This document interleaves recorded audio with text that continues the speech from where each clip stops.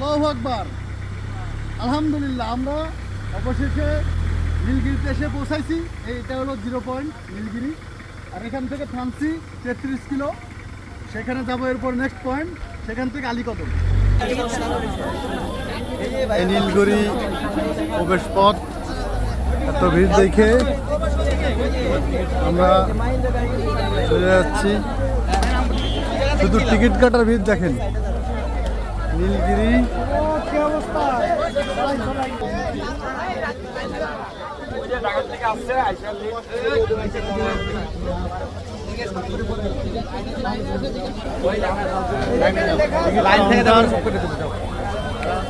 মনির ভাই, আমরা চলে যাবো।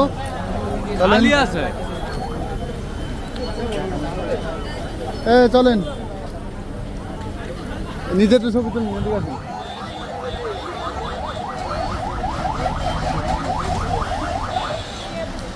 আমরা এখন নীলগিরিতে। এটি হচ্ছে বান্দরবনের সবথেকে জনপ্রিয় টুরিস্ট পয়েন্ট। এখানে যে একবার আসে তার বারবার আসতে মন চাবে। কিন্তু আমাদের পথ সুদূর, আমরা যাব এখান থেকে ডাইরেক্ট থানসি হয়ে, আলীকদম হয়ে, চকরিয়া হয়ে কক্সবাজার। এই জন্য আমরা আর এখানে সময় নষ্ট করব না, আমাদের আর সময় নেই।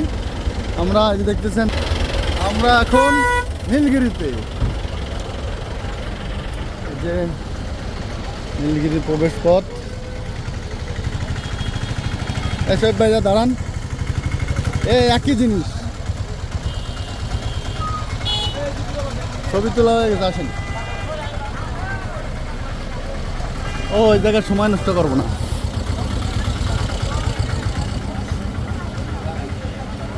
ছোট ছোট বাচ্চারাও আসছে। নীলগিরি ক্যান্টিন, বড় কপড়া বোনেরাও আসছে। এখানে দেখেন, মানে ঈদের তৃতীয় দিন তো, অভাব নেই গাড়ির। আমরা এখনই বেরোয় যাব, সময় নষ্ট করব।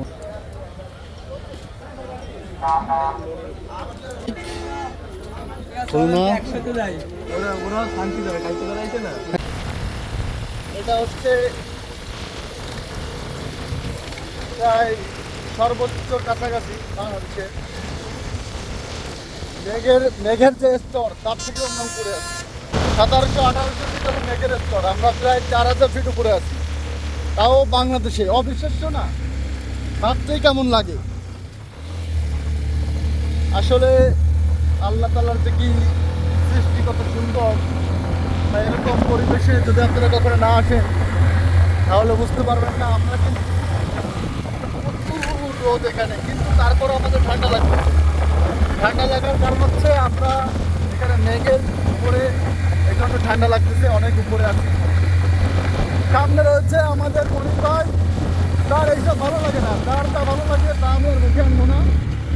দেখেন দর্শক, আমরা উপরে উঠতেছি, গাড়ি মোটে উঠতেছে না, গাড়ি আছে এক ট্রেনে। আমাদের পিছনে দেখেন, মনির বাড়ি দেখেন, কত উপরে আমরা উঠতেছি। আসলে এখানে যাদের গাড়ি দিয়ে আসা যায়, বাস, প্রাইভেটেও আসা যায়, কিন্তু মোটর সাইকেলে নিয়ে, নিজের গাড়ি নিয়ে আসা যে কি অনুভূতি, সেটা বোঝানো যাবে না। যে আসবে সেই বুঝতে পারবে। আর পাহাড় যে এমন একটা জিনিস, আপনি যদি ভ্রমণ পিপাসু হন তাহলে এই পাহাড় আপনাকে টানবে, সাগর আপনাকে টানবে। আপনি যেখানেই থাকেন, সুযোগ পেলেই এই পাহাড়ে এসে হারিয়ে যাবেন, যেমন আমি বা আমরা। এক জায়গা দুইবার নেবেন না, একদিক দিয়ে বাইরে উঠবেন, আমাদের ঘোরাবেন টোটাল রাস্তা।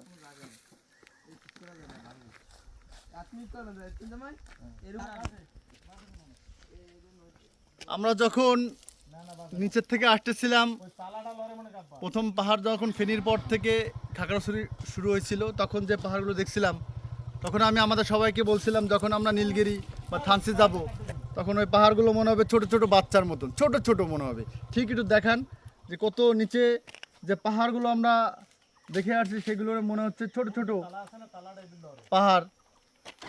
উঠে যান, টোটাল কি সুন্দর, আল্লাহর যে কি সৃষ্টি করছে। ওই দূরে পাহাড়, ওটা কত উঁচু পাহাড় ওইটা। তো প্রায় ওইটা মনে হয় বাংলাদেশের ভিতরে কিনা সন্দেহ আছে, ইন্ডিয়া হতে পারে। ওই যে ওটা বাংলাদেশের পাহাড়। দূরে পাহাড়। বাবারে বাবা।